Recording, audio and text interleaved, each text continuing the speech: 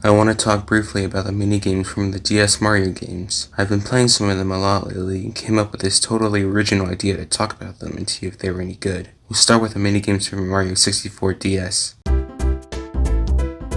Something I find interesting is that you could choose the Rec Room option on the title screen and play the minigames from there. It makes sense. What doesn't make sense is that you only start with 2 minigames for each character. You get more minigames for each character by catching the rabbits of their color. I had to really quickly play through the game and catch all the rabbits, but I was only able to get 27 because Luigi's last one is on top of the castle for some dumb reason. Anyways, the 64 version of the minigame sections them off by character, and that's the whole point of each character having to catch the rabbits. So we'll start with Yoshi. The first game is Wanted, and it's pretty simple. You just touch the guy whose face shows up on the Wanted poster. The game gets progressively harder the longer you go on and adds more faces to confuse you. The first 2 levels are easy enough, but by level 3 it completely changes in difficulty and makes it harder to find the Wanted one, because their colors are so similar. It's really bad trying to find Luigi or Yoshi because you'll be trying to speedrun, quickly find them, but their colors are so similar, it takes you longer to find them, especially if all the heads are moving. Wario is by far the easiest spot because you have to look at the screen for like a second and choose the one that's not red or green. Around 20, it's completely covered, so good luck trying to find them. Next is the game Loves Me, and it's just you picking the petals off of this flower to see if you're loved or not. I guess not. One thing I noticed when playing is that the first petal always loves me, and the number of petals differ each round. I don't know why you would spend more than a minute on this, pulling the petals and realizing that it's never going to work out. Tried waiting for a minute and a half to see if anything would happen if I did nothing, but nothing did. Especially on Valentine's Day, Yoshi can clearly see he has no one to love him. Good thing he's already on a bridge. In Hide and Boo Seek, you just rub the screen to reveal the boos when the lights go out. The thing is, for the first 15 levels you get 3 seconds, then it goes down to 2 seconds. The most challenging thing is seeing that the boos start off really close to each other, but when you start rubbing, they're all on complete opposite sides of the screen. Come on.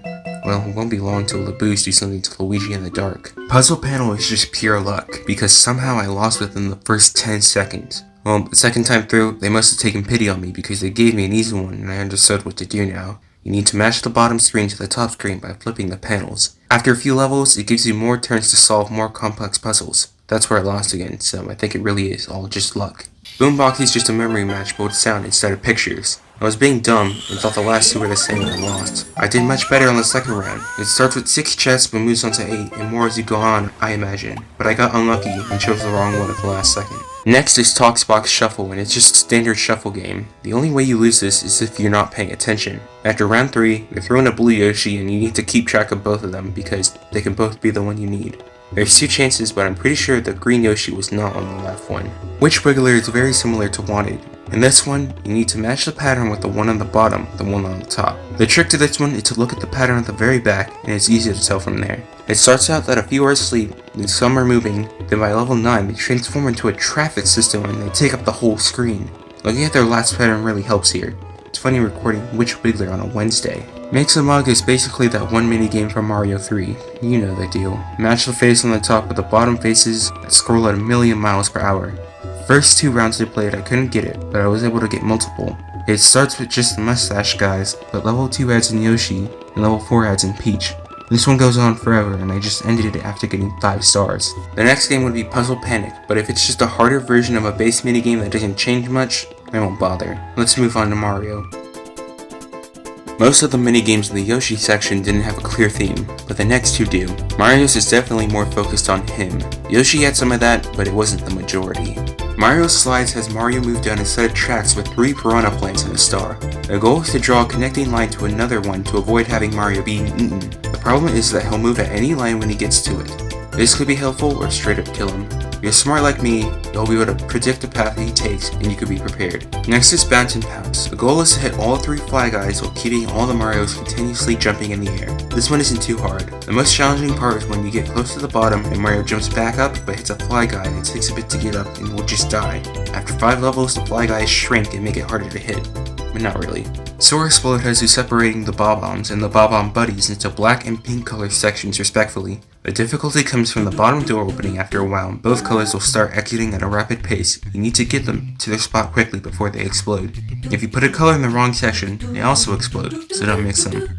If you just focus on the ones that come out first, you can move them away before they explode. Trampoline time is kinda similar to Bounce and Pounce. You need to draw trampolines that are able to send Mario jumping in order to reach an exit door. There's a big trampoline at the bottom that disappears after 3 uses, so you need to use it carefully. Sometimes the Marios will bump into a trampoline you draw, so be careful with that. Shuffle shell is just shuffle ball. You move the board thing and hit the shells and try to land them on the target. The shells stay on the target and get you points, but you can accidentally knock them away and get no points at all. The target moves every round, making it harder to aim and hit the shells in the correct spot. Bounce and Trounce is literally Bounce and Pounce, but at night. Well, kind of. The difference is that there are more fly guys now, even on the top screen. Other than that, it's literally the same thing with keeping all the Marios in the air. Connect the characters similar to Mario slides, but you need to draw the line to have the head go to the right body. You can draw the line and press go to send them to see if they were correct. The heads move on the line just like in Mario slides. Shell Smash is just hitting a shell and racking up a bunch of points from the shells bouncing off of each other.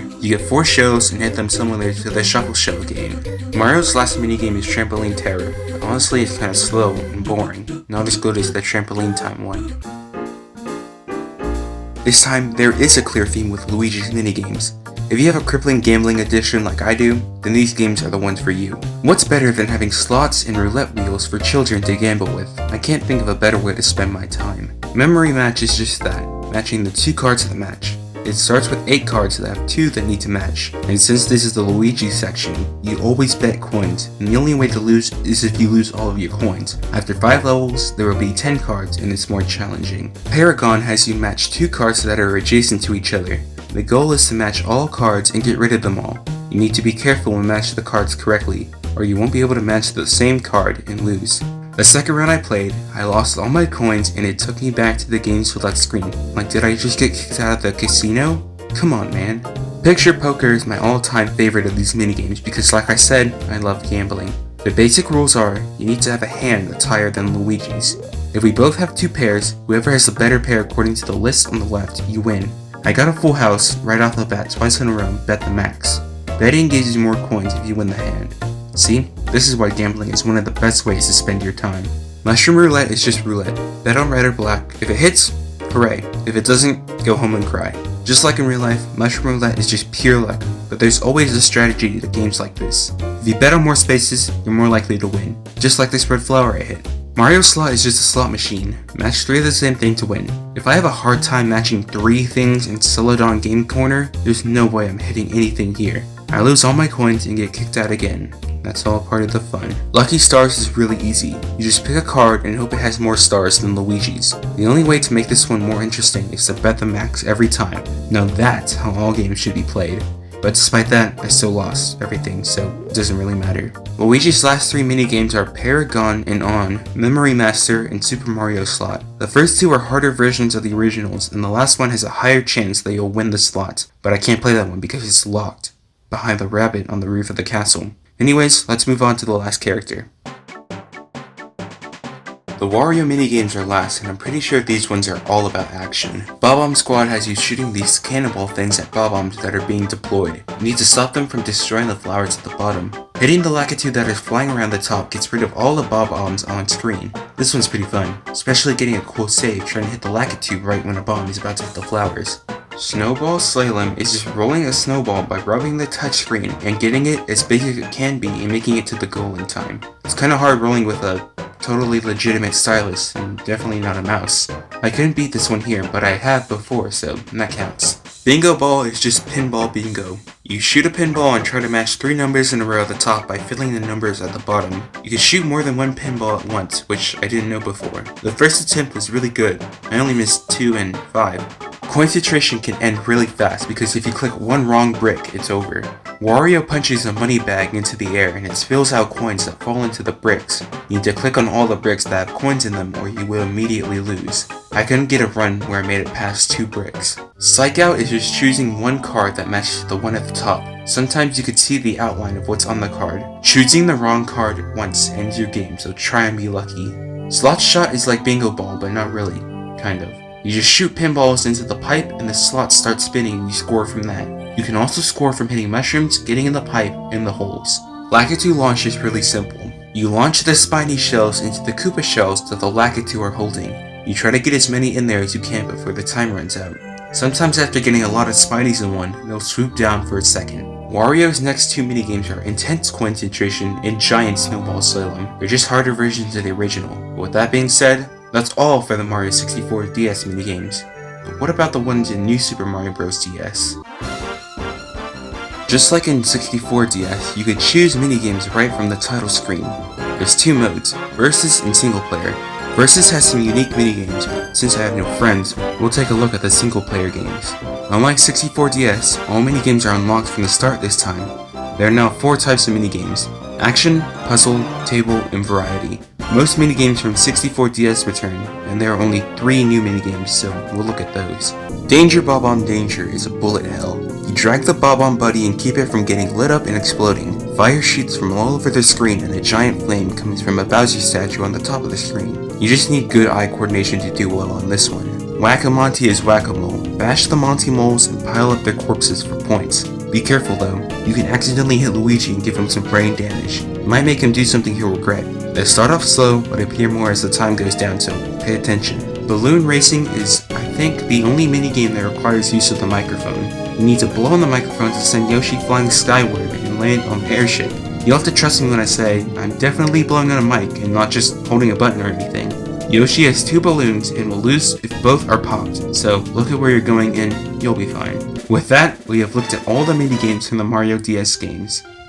Why did I just go over all these? To see if they were any good? Well, I'd have to say, some are definitely better than others. But overall, I do think these were good additions to their respective game. Add something extra to do when you're taking a break from the main game, or just playing the minigames only. They didn't have to add these, but they did, and I think it's always good to have options. There are some problems I do see. I think having to catch multiple rabbits in Mario 64 DS based on the characters is a good idea, but I think they could have done that better, especially since if you start the game for the first time, you need to catch all the rabbits with all the characters starting from a blank file. Or be like me and speedrun the game to unlock all the characters and all the minigames. Other than that, I do think these minigames are good, and I'm sure that a lot of people, like me, have fond memories of playing these games when they were younger. Thanks for watching the whole video. Now if you'll excuse me, I'll just be playing some of these games for a little while longer.